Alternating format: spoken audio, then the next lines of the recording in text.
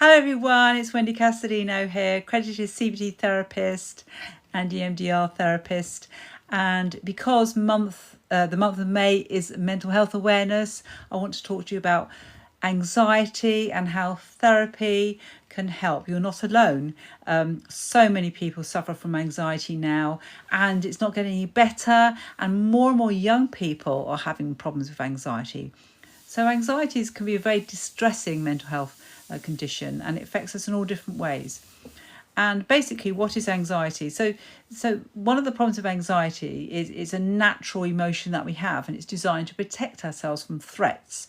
So in the old days, when we were cave people sitting around the fire, and if a kind of like a beast comes towards you, and it's like that, so actually you think it's going to eat you or attack you, what your body does, it protects yourself from that threat system. It says, oh my goodness me, I'm about to be eaten. And therefore your body creates energy, which is basically the hormone adrenaline. It pumps your body up so you can actually run really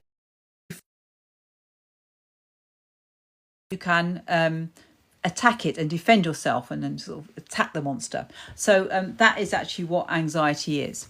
And what happens now in our modern days, normally we don't have so many sort of ferocious animals eating us, but we have different threats. So the threats can be all kinds of things. It can be threats to our ego, ourselves looking stupid or embarrassed, worrying about that. We can actually have threats of actually feeling anxious about feeling anxious.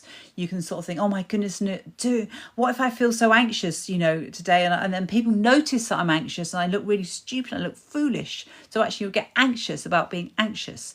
So there's lots and lots of situations, and it's actually understanding what is triggering you, what is your threat. And I'm just going to give one example today, and it's what happens when you actually want to, you have to stand up in some way or to do a presentation for somebody. So it can be like a presentation for an exam, or if you're working, it can be a presentation to your colleagues. And so you have to work out what it is about that which is threatening. So one classic example is what happens if people laugh at me or think I'm boring is another one. So basically you're threatened about being judged by the audience. Can you hear that? What happens if they sort of like switch off or fall asleep or start yawning or sort of pointing and laughing at you? Can you have these very distressing images of all these people being really hostile and judging you and everything like that? And of course, just imagining it brings about that feeling of threat. So what happens is when you're in your threat system, your mind doesn't work as well. It actually sort of like confuses the mind because you've got all this adrenaline going through it. So you don't think clearly. You're designed to actually the fight or flight. Okay, so therefore, if you're doing a presentation and you're not thinking clearly, it can actually affect your performance. So you're there suddenly going, I can't remember my words, anything like that. You freeze, which is another deeper form of fight or flight. You can also freeze like rabbit in the headlights. And then you think, well, people will definitely laugh at me then because I've just frozen. I just look absolutely stupid on stage. Okay, so that's where the audience is a threat. Or another example is what happens if my stomach starts churning, and what happens if I'm absolutely desperate to go to the toilet and I can't carry on. Okay, so the threat is actually having an accident, say, and actually how embarrassing is that in front of people. So the threat really is your body letting you down and actually not being in control of your body, and actually people noticing as well. So that is a different type of threat. It's the same situation, but that's where you'll feel that your body will let you down. And when you've got adrenaline going around your body, what happens? Your body does respond. It's designed to run away or defend yourself. So you notice that your heart is beating like this, your stomach's churning like that, often your hands are shaking, your head's all like this, all over the place like that. So these are all adrenaline related symptoms as well. But of course you interpret them as you catastrophize. When you do anxiety, you catastrophize. You think, oh my gosh, I can't think straight as well. Or your stomach's churning, well, I'm bound to have an accident now as well. Or your heart is beating, you think, oh my goodness, no, my heart is beating, I'm having a heart attack, I'm going to die, I'm going to collapse on the stage, and that's really embarrassing. Okay, so it's often the interpretation of the physical anxiety symptoms that cause a problem. So if you're in therapy, it's actually really understanding those kind of processes and those cycles will be the first step.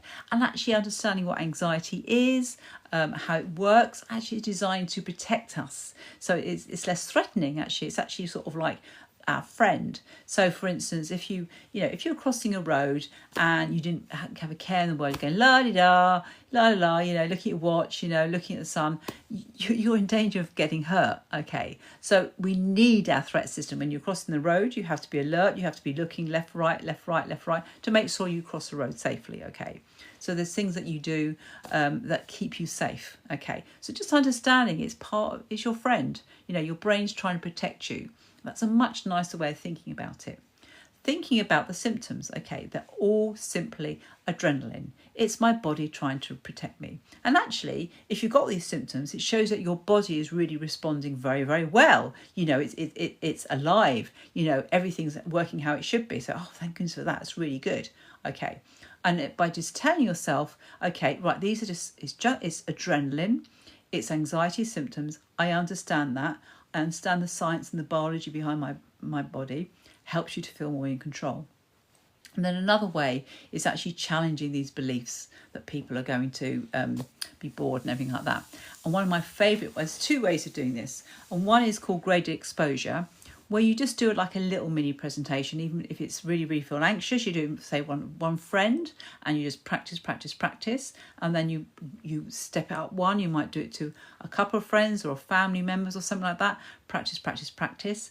And then you actually build it up. So you build up your confidence, but you feel as though it's not overwhelming. Say your presentation to 100 people, you start small and build it up as well.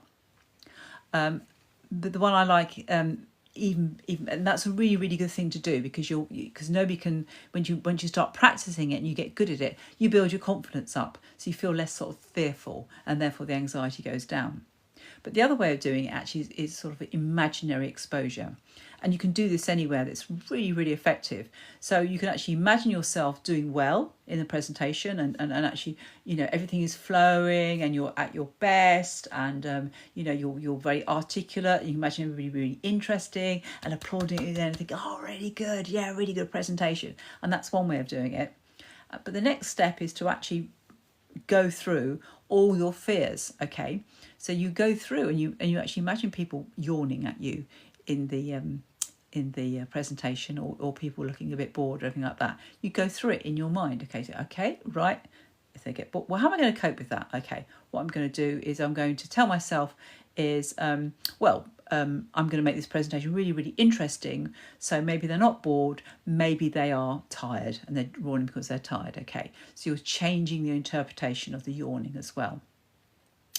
And say, for instance, if you're really, really worried about going, your body responding, you really, really need the loo.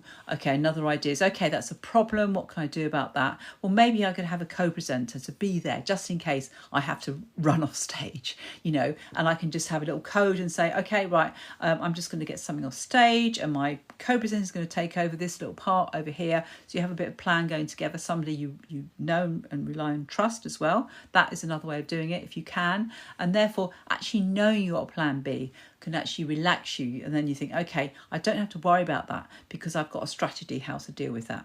And that's another way of doing it. So there's lots and lots of different strategies you can have in CBT to deal with anxiety. That's just one example, but it's a very common one. Actually, the threat is actually looking stupid in front of other people, and we don't like that. We that's one of our fears, isn't it? Being ridiculed or mocked or not taken seriously as well. So that definitely can activate the threat system. So if you want any more information, please get hold of me. You can always follow me, or I have comments I can reply to. If you've got any more questions, there's loads and loads of different techniques how to deal with anxiety. It's a very common problem, and it's something that I deal with day in, day out, and I love helping people with anxiety because it's a great thing to actually master and to overcome those challenges as well. So if you want any more resources, my website is wendycastelino.com. That's my name. Go there, and there's loads of stuff there for you. There's things about stress, anxiety and overwhelm. There's a free ebook I have at the moment which also deals with anxiety but also stress and overwhelm, because they often come in a package package, so you can download that, or just got any questions, then just get hold of me. Okay, have a lovely evening. All the best. Bye bye.